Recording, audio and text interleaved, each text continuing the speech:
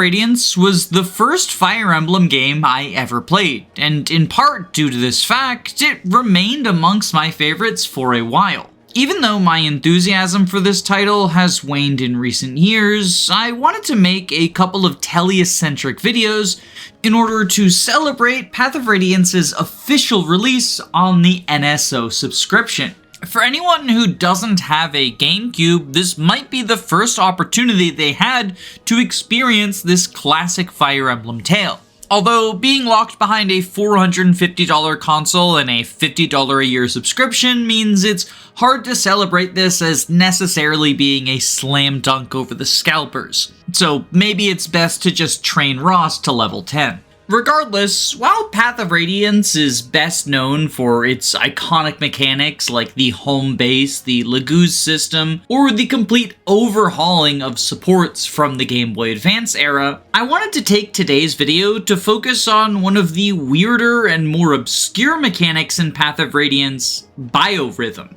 In fact, Biorhythm is so obscure that I legitimately forgot about its existence and didn't mention it in my video tutorializing Path of Radiance's unique mechanics. And in addition to being obscure, for the most part, Biorhythm is also pretty unimpactful. I want to start with the disclaimer that Path of Radiance is extremely vague about how Biorhythm impacts you. And as such, the information I give in this video is based on my own testing as well as supplemental info from the FireEmblem.org wiki. So if something seems wrong, please let me know and, if possible, point me to a source that shows where the discrepancy is. Biorhythm is represented by a little sine wave in the status screen for every character in the game, whether they be player, enemy, or NPC. According to the tooltip description, this gives you bonuses when you are at high biorhythm and penalties when you are at low biorhythm. And if you go through Path of Radiance's optional tutorials, Anna will tell you a similar thing regarding biorhythm, which is the only time the tutorials even mention the mechanic. At a glance, it looks like different units have different biorhythm meters, but this is not actually accurate. Instead, everyone actually has the same sine wave as their biorhythm meter, it's just shifted some amount to the left or right in order to create the appearance of variety. The biorhythm meter itself has 30 potential positions, which are better represented by this graphic from fewiki.org than the one in-game. And one discrepancy you might immediately notice is the wiki's graphic only has 3 positions, normal, good, and worst, whereas the biorhythm meter displayed in-game has 5, best, good, normal, bad, and worst. However, from a purely functional position, the best and good biorhythm are identical, as are the worst and bad biorhythm. When you are at normal biorhythm, the unit is completely unaffected, but at good or best biorhythm, you gain a +5 bonus to your hit and avoid. And at worst or bad biorhythm, you gain a -5 penalty to your hit and avoid. I'll be frank, these bonuses and penalties are absurdly small, and almost always a complete non-factor. For context, 5 avoid is what Earth Affinity gives at C rank, and 5 hit is what Heaven Affinity gives at C rank.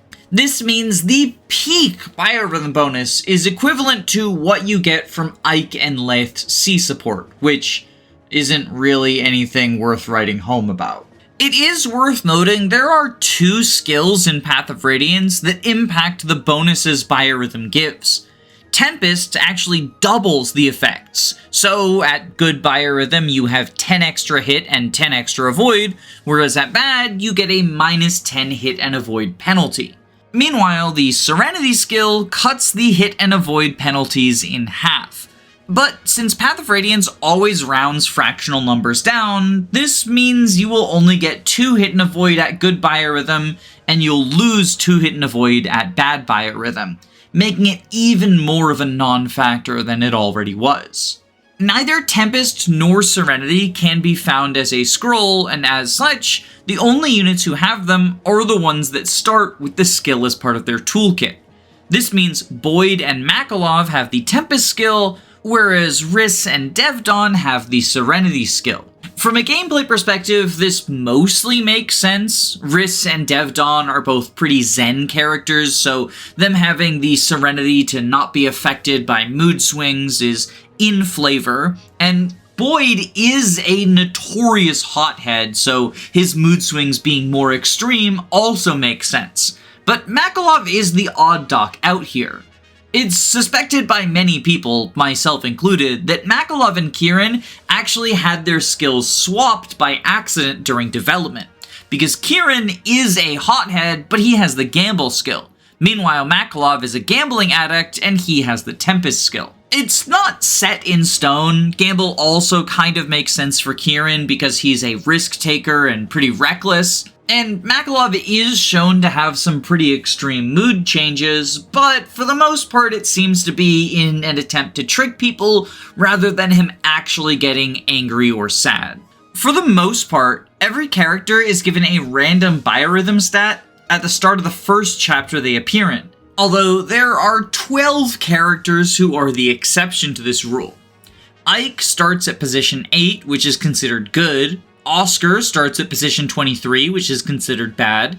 Titania starts at position 30, which is considered neutral. Both Shinnan and Gatri start at position 29, which is considered bad. Soren starts at position 22, which is considered bad. Mia starts at position 8, which is considered good. Mist and Rolf start at position 11, which is considered good. And Boyd starts at position 8, which is considered good.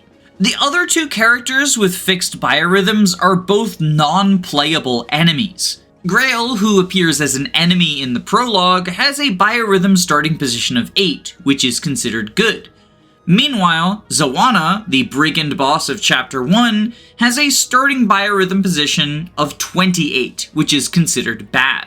For everyone else in the cast, the starting biorhythm is completely random.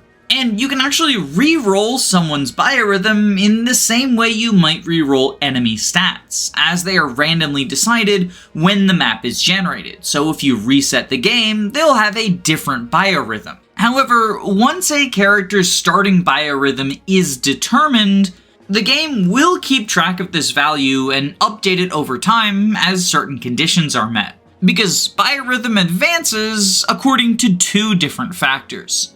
The first is a unit participating in combat. For every 10 rounds of combat a unit participates in, their biorhythm will advance forward by 1 point. From my testing, this appears to be tracked on a chapter-by-chapter basis, and so it needs to be 10 rounds of combat in a single chapter. So, for example, if in Chapter 1, Titania participates in 9 rounds of combat, then in Chapter 2, Titania participates in 1 more round of combat, her biorhythm will not advance because the game does not see 10 rounds of combat in the singular chapter. However, if in Chapter 1, Titania participates in 10 rounds of combat, her biorhythm will tick forward by 1. And if she participates in an additional 10 rounds of combat, it'll tick forward by 1 again, for a total of 2. It is worth noting that these round of combats are counted in the same way as the Laguz gauge, which means you do not actually need to attack or counterattack for it to count. If an archer shoots at you with a longbow, that is counted as a round of combat for the purposes of biorhythm. As you might expect, this is a really slow way for biorhythm to advance. However, the other way in which biorhythm moves forward is a lot faster. And that is, at the end of every chapter, every surviving unit's biorhythm is moved forward 7 positions. Because both good and bad biorhythm are 12 segments wrong, in many cases, a jump forward of 7 will result in a change of biorhythm position. There are 2 corner cases to this chapter end mechanic though. Chapter 17 consists of 4 separate maps, which you can save in between, known as 17.1, 17.2, 17.3, and 17.4. Meanwhile, Chapter 27 has 2 maps, but you cannot save between them. You start out with the main part of Chapter 27, and then, after completing that map, get thrown into a 1v1 duel between Ike and one of the game's antagonists. However, these maps work kind of counter to what you would expect. Chapter 17 is still considered to only be one chapter for the purposes of Biorhythm, despite the fact that you can save at different portions, and each of these maps is a fully fledged challenge. Meanwhile, Chapter 27, weirdly, is considered to be two separate maps.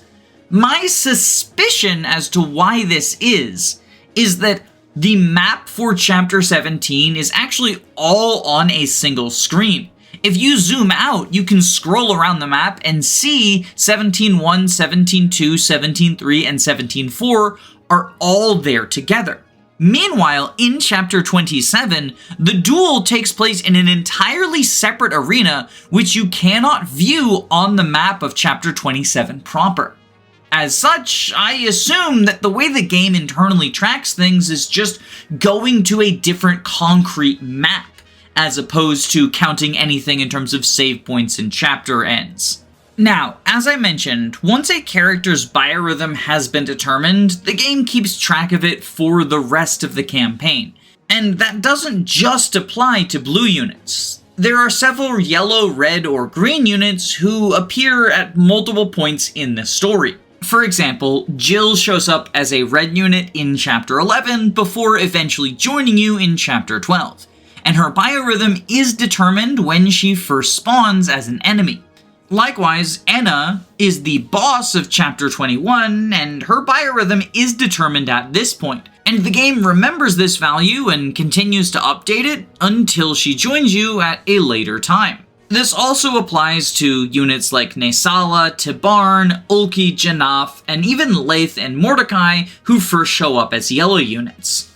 Additionally, two of the early game characters, Shinan and Gatri, leave your party after the events of Chapter 7, but their biorhythm continues to update off-screen, moving forward 7 points every time you clear a chapter, and so when they rejoin you, their biorhythm will maintain consistency.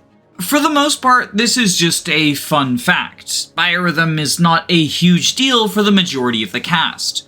But there is one unit who's actually really hurt by the fact Biorhythm works this way, and that is Boyd. Between his abysmally low skill base of 4 and the sketchy hit rates of axes, Boyd tends to have accuracy issues. Before factoring in enemy avoid, with an iron axe he has 87 hit at base. However, Boyd has the Tempest skill, which means he gets doubled Biorhythm bonuses. So he's probably the unit in the game that cares the most about Biorhythm. At high Biorhythm with plus 10, he would have 97 hit before enemy avoid. Meanwhile, at worst Biorhythm with minus 10, he gets 77, which is really sad. As I mentioned, he starts in position 8 with good Biorhythm. However, unfortunately, that doesn't apply to him as a blue unit, because Boyd's first appearance is in the prologue as an enemy that Ike must dispatch. So, once the prologue ends, Boyd's biorhythm advances by 7 positions and lands in normal. This means, for Chapter 1, Boyd does not get any hit bonus from Biorhythm or Tempest, which is unfortunate. He tends to have some accuracy issues even against the Brigands. But Chapter 2 is where things get even worse, because, once again, Boyd's biorhythm advances by 7 positions. And depending on how many rounds of combat he's done, this is likely to be position 20, 21, or 22. But either way, those are all in bad biorhythm, so Boyd is going to get minus 10 hit and avoid.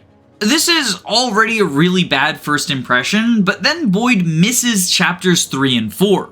When Boyd comes back in Chapter 5, he has good biorhythm, but then in Chapters 6 and 7, he once again will be stuck on bad biorhythm.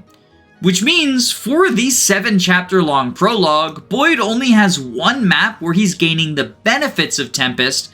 Meanwhile, he's going to have 3 that he has the downsides of Tempest. And this early portion of the game is pretty key for him because, as a growth unit, he really wants training early on. Ironically, the fact that Tempest hurts Boyd in the early game means many people, myself included, will recommend that you take Tempest off of Boyd as soon as possible. But in Chapter 8, the first time that you get access to skill management, Tempest actually helps Boyd, because he's almost always going to be at best biorhythm for the entirety of that chapter. So I would recommend, before removing Tempest from Boyd, you check where his current biorhythm is, and only remove it when he first hits the low point. But aside from Boyd, biorhythm is basically a non-factor in Path of Radiance. Not only is there no way for the player to control it, but also the bonuses and penalties are so unimpactful that even if there were a way to micromanage it, I suspect it wouldn't be worthwhile. However, Biorhythm would return in Radiant Dawn, and here it underwent a number of pretty significant changes. The biggest difference is Biorhythm now gives better bonuses and harsher penalties. At best Biorhythm, you now get plus 10 hit, plus 10 avoid, plus 10% chance of proccing skills, and plus 20% chance of finding hidden items, which are scattered on almost every map in Radiant Dawn.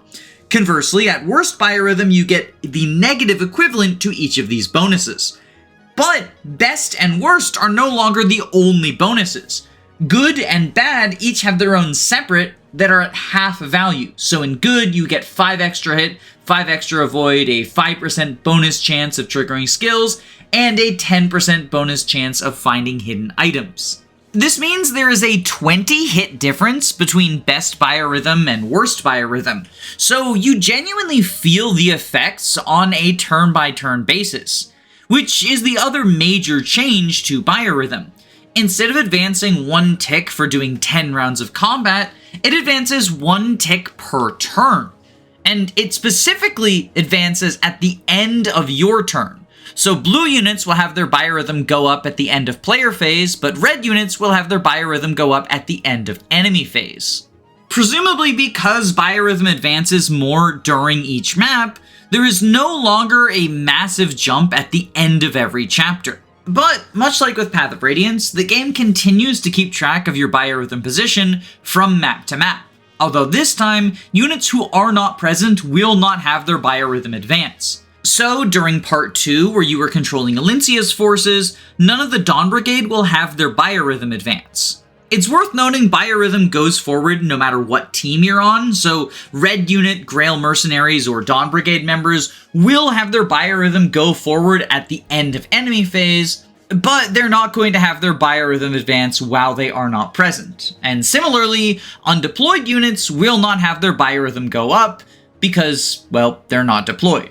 On that topic, we should talk about the Biorhythm Meters, because unlike in Path of Radiance, different units have different biorhythm meters. There are 10 different patterns of biorhythm, although 2 of them are only used for enemies. Every named boss and player character has a specific biorhythm meter assigned to them, whereas generic NPCs and enemies will have one granted them at random at the start of the map. These patterns vary quite a bit, with some people having very extreme highs and lows, whereas others have very slow declines or even stay completely neutral. Because of these varied meters, characters no longer start at a random position. Instead, everyone starts at spot number 1 out of 25. And so, a unit's biorhythm is now something that you can feasibly account for when evaluating units or planning strategies. For example, in Chapter 2-1, Braum has a much more extreme biorhythm with Nephany, which leads to his turns feeling somewhat inconsistent. On one turn he'll have very good accuracy, and a couple of turns later it'll be very bad. Or, for a particularly funny example, the speedrun of Radiant Dawn actually abuses biorhythm to make killing Ike easier for the Dawn Brigade in 3.13. You see, the last change Radiant Dawn made to biorhythm is giving the player tools to actively manipulate it. The S-rank staff, Matrona, gives a unit a full heal and sets their biorhythm to its peak. But this is acquired near the very end of the game, and as such, it's not super useful in my opinion. Much funnier are the new songs that your herons will learn. You see, in addition to dancing like they could in Path of Radiance, the heron characters learn a couple of other weird utility spells, and amongst them are Bliss and Sorrow. Bliss is used on allies to give them max biorhythm, whereas Sorrow is used on enemies to give them minimum biorhythm, which is probably the closest thing we've gotten to an offensive dancer.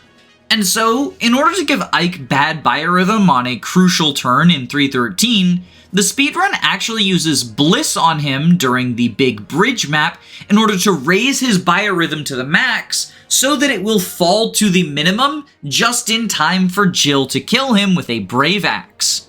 These sorts of incredibly funny and silly strategies are why I love watching speedruns and LTCs so much.